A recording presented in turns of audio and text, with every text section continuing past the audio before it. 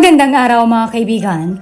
Welcome back sa ating channel at ngayon ay tatalakayin natin ang isang napakahalagang event na naganap kamakailan. Ang Philippines Defense Expo na isa sa mga pinakamalaking event sa sektor ng depensa ng Pilipinas. Ang expo na ito ay nagbibigay daan para makapagtipo ng mga pangunahing kumpanya sa buong mundo upang ipakita ang kanilang pinakabago at advanced na mga teknolohiya at kagamitan sa militar na planong bilhin ng bansa. Pero bago yan ay huwag kakalimutang mag-like, subscribe at kalimbangin na rin ang notification bell para laging updated ka sa ganitong klaseng video.